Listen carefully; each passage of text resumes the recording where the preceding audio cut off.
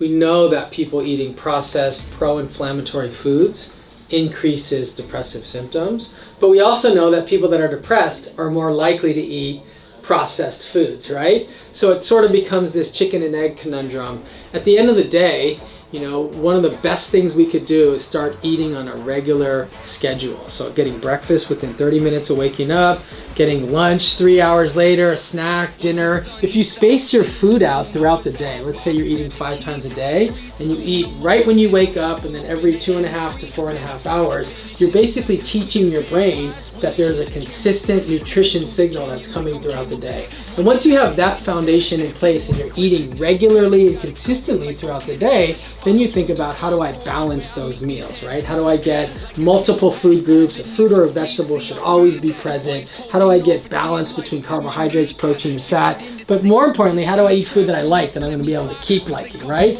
We can prescribe diets all day long. We could say, here's the meal plan for depression.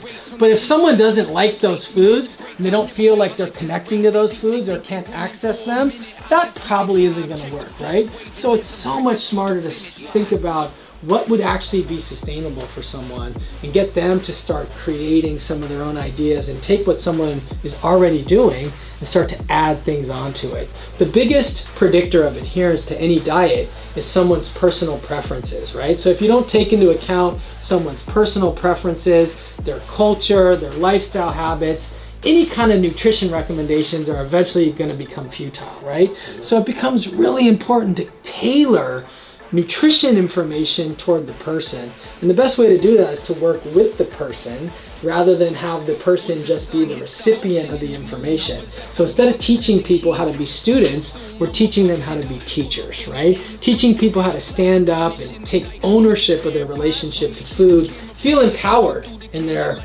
ability to eat food. And there's a word that I love, it's called self-efficacy. This is one's belief in their ability to overcome obstacles, to surmount difficult things, and to emerge triumphant, right? And if people have had health challenges and they get some recovery from that and all of a sudden start to feel better, it's going to snowball into more positive thinking and more positive behavior change. So some people are just in a rut and they just need to get out of that rut. And it might just mean eating breakfast.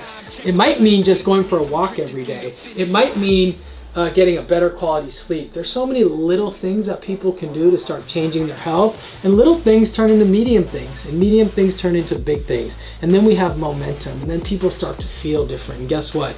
Then they want to work out. They want to go to the grocery store. They want to cook meals, and then they want to share it with other people. Have you ever met someone who was just on fire for their health? They started eating plant-based, or they started doing something differently, and then they're trying to convert everyone in their lives to it, right?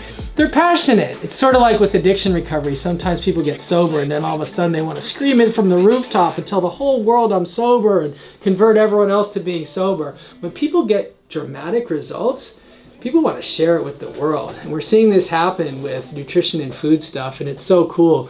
I've seen so many people get really excited about a new way of life, and they want to actually share that with people. But you want to be careful not oversharing stuff, because everyone's different.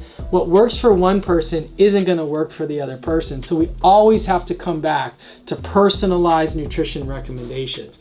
There is no universal recommendation. There isn't one single thing that someone could say about nutrition that would be true for all people. Even something like eating fruits and vegetables could be harmful for certain gastrointestinal or autoimmune disorders. So there is not one single nutritional truth that supersedes everything. So we always have to look for the nuance. We have to look for the small details. We have to always consider how this could be true for you and could be not true for someone else.